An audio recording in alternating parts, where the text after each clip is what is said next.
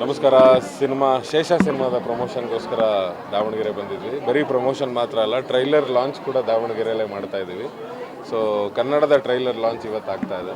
And ಈ cinema ನೇರವಾಗಿ 2 ಭಾಷೆಗಳಲ್ಲಿ ಶೂಟ್ ಮಾಡಿದ್ವಿ. ಅಂದರೆ ಕೆಲವು ಸಿನಿಮಾಗಳನ್ನ ನಾವು ಶೂಟ್ ಮಾಡಿ ಬೇರೆ ಭಾಷೆಯಲ್ಲಿ ಡಬ್ ಮಾಡ್ತೀವಿ, ಆದರೆ ಈ ಸಿನಿಮಾ ನಾವು ನೇರವಾಗಿ ಕನ್ನಡದಲ್ಲಿ ಹಾಗೂ ಮಲಯಾಳಮಲ್ಲಿ ಶೂಟ್ ಕೂಡ 2 ಭಾಷೆಯಲ್ಲಿ ಮಾಡಿರೋದ್ರಿಂದ 2 ಬೇರೆ ಬೇರೆ ಸಿನಿಮಾ ಥರನೇ ತೊಗೋಬೋದು ನೀವು.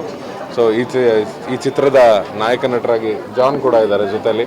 ಅವರು ಕೇರಳ ಇಂಡಸ್ಟ್ರಿಯ ಮತ್ತೊಂದು ದೊಡ್ಡ ಪ್ರತಿಭೆ. ಸೊ ನಮ್ಮ ನಿರ್ದೇಶಕರು ಇಲ್ಲೆಲ್ಲ ಇದ್ರು, ಕಾಣೆ ಆಗ್ಬಿಟ್ಟವ್ರೆ.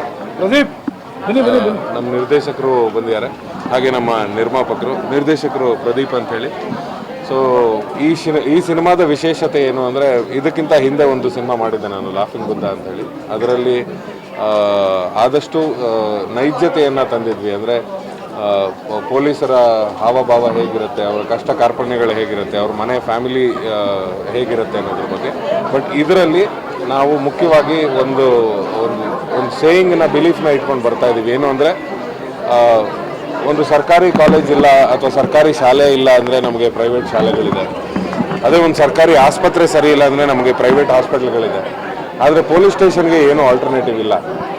ಒಂದು ನ್ಯಾಯ ನೀತಿ ಧರ್ಮವನ್ನು ಸಾರುವಂಥ ಜಾಗ ನಮಗೆ ಅಲ್ಲೇ ಅನ್ಯಾಯ ಆದರೆ ಇನ್ನು ಅದಕ್ಕೆ ಯಾವುದಕ್ಕೂ ಆಲ್ಟರ್ನೇಟಿವ್ ಇಲ್ಲ ಅನ್ನೋದ್ರ ಬಗ್ಗೆ ಒಂದು ಕಾನ್ಸೆಪ್ಟ್ನ ಇಟ್ಕೊಂಡು ಒಳ್ಳೆ ಪೊಲೀಸರು ಹಾಗೂ ಕೆಟ್ಟ ಪೊಲೀಸರು ಒಂದೇ ಸ್ಟೇಷನಲ್ಲಿದ್ದಾಗ ಆ ಸ್ಟೇಷನ್ ಯಾವ ರೀತಿಯಾದ ಕಷ್ಟಪಡುತ್ತೆ ಅನ್ನೋದನ್ನು ತೋರಿಸೋದಕ್ಕೆ ಒಂದು ಅದ್ಭುತವಾದ ಕಥೆಯನ್ನು ಮಾಡ್ಕೊಂಡಿದ್ದಾರೆ. ಇದನ್ನು 2 ಭಾಷೆಯಲ್ಲಿ ಮಾಡೋದಕ್ಕೆ ಮುಖ್ಯವಾದ ರೀಸನ್ ಏನು ಅಂದರೆ, ಪ್ರತಿ ಸರಿ ನಾವೆಲ್ಲರೂ ಕೇಳ್ತಾ ಇರ್ತೀವಿ, ಥ್ರಿಲ್ಲರ್ ಜಾನರ್ಗಳು ಮಲಯಾಳಂ ಸಿನಿಮಾದಲ್ಲಿ ತುಂಬ ಅದ್ಭುತವಾಗಿ ಬರುತ್ತೆ ಅಂತ. ಸೊ ಈ ಕಥೆಯನ್ನು ತೊಗೊಂಬಂದಾಗ ಸುಮಾರಷ್ಟು ಜನ ಹೇಳಿದ ಮೊದಲನೇ ಮಾತೇ ಅದು, ಈ ಕತೆ ಮಲಯಾಳಮಲ್ಲಿ ತುಂಬ ಚೆನ್ನಾಗಿ ವರ್ಕ್ ಆಗುತ್ತೆ ಅಂತ ಹೇಳಿದಾಗ, ಸೊ 2 ಭಾಗದ ನಟ ನಟಿಯರನ್ನ ಕರ್ಕೊಂಡು ಅಷ್ಟು ಜನನ್ನ ನಾವು ಎಷ್ಟು ಕನ್ನಡದವರು ಮಲಯಾಳಂ ಕಲಿಯೋದಕ್ಕೆ ಎಷ್ಟು ಒದ್ದಾಡೋದು, ಅಷ್ಟೇ ಅವರು ಕೂಡ ಅವರು ಕನ್ನಡ ಕಲಿಯೋದಕ್ಕೆ ಅಷ್ಟು ಪ್ರಾಕ್ಟೀಸ್ ಮಾಡಿ ತುಂಬ ಚೆನ್ನಾಗಿ ತುಂಬ ಅದ್ಭುತವಾಗಿ ಇಡೀ ಸಿನಿಮಾವನ್ನು ರನ್ಸಿದ್ದಾರೆ. ಸೊ ನನ್ನ ಪ್ರಕಾರ ಈ ರೀತಿಯ ಪ್ರಯತ್ನಗಳು ಅಂದರೆ ಎರಡು ಇಂಡಸ್ಟ್ರಿನ ಒಟ್ಟಿಗೆ ತಂದು ಒಂದು ಸಿನಿಮಾ ಮಾಡುವಂಥ ಪ್ರಯತ್ನಗಳು ಇನ್ನೂ ಹೆಚ್ಚು ನಡಿಬೇಕು. ಆ್ಯಂಡ್ ಈ ಥರದ ಸಿನಿಮಾಗಳು ಗೆಲ್ಲಬೇಕು. ಥ್ರಿಲ್ಲರ್ ಜಾನರ್ಸ್ಗಳು ಬರೀ OTTಗೆ ಮಾತ್ರ ಸೀಮಿತ ಆಗಿದೆ. ದಯವಿಟ್ಟು ಎಲ್ಲರೂ ಥಿಯೇಟ್ರಿಗೆ ಬಂದು ಸಿನಿಮಾನ ನೋಡಲಿ ಅನ್ನೋದು ನನ್ನ ಆಸೆ.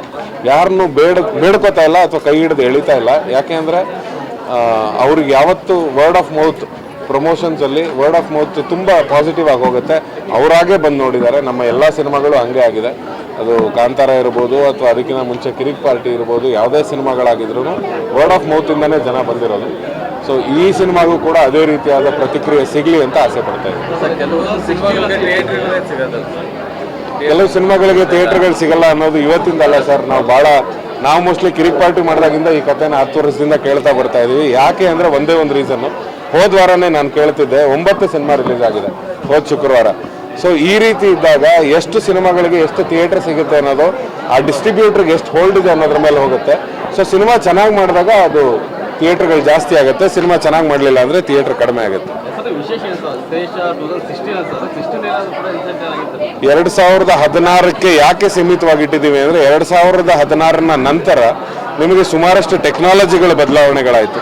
CCTV ಬರೋದಾಗಿರ್ಬೋದು ಅಥವಾ ಬೇರೆ ಬೇರೆ ರೀತಿಯಾದ ಪೊಲೀಸ್ ಅವ್ರಿಗೆ ಫೆಸಿಲಿಟೀಸ್ ಸಿಗ್ತಾ ಹೋಯ್ತು. ಆ ಯಾವ ಫೆಸಿಲಿಟಿನೂ ಇಲ್ಲದೆ ಇದ್ದಾಗ ಹುಟ್ಕೊಂಡಂಥ ಒಂದು ಕತೆ ಇದು. ಸೊ ಯಾವುದು ನೈಜ ಘಟನೆಗಳು ಯಾವುದೂ ಇಲ್ಲ, ಎಲ್ಲವೂ ಕಾಲ್ಪನಿಕ. ಆದರೆ ಕಾಲ್ಪನಿಕ ತುಂಬ ನೈಜವಾಗಿದೆ. ಯಾರ್ದು ಸರ್? ರಶ್ಮಿಕಾ ಅವ್ರ ಮದುವೆಗೆ ಸರ್ ನನಗೆ ಇನ್ವಿಟೇಷನ್ ಬಂದಿಲ್ಲ ಸರ್. ಬಂದರೆ ಹೋಗ್ತೀನಿ ಸರ್. ಅವ್ರು ನನಗೆ ಕೊಡಲ್ಲ ಅಂತಾನೂ ಗೊತ್ತು ಸರ್.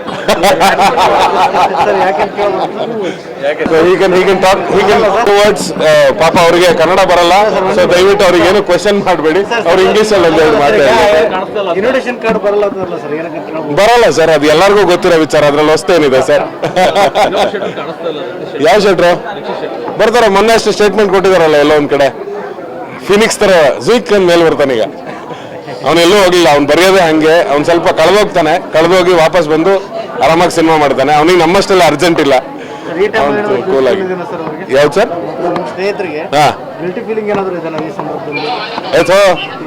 ಅದೆಲ್ಲ ಯಾವ ಕಾಲದಲ್ಲ ಹೋಯ್ತು ಬನ್ನಿ ಸರ್. ಏನು ಚಿಕ್ಕ ಮಕ್ಕಳ ಸರ್, ಇನ್ನು ಅದ್ರನ್ನೇ ಕೊರ್ಕೊಂಡು ಕುತ್ಕೊಳ್ಳೋಕೆ ಚಾಕ್ಲೇಟ್ ತಿನ್ನೋರ, ಅದೆಲ್ಲ ಮುಗ್ದಾಯ್ತು. Please you can speak.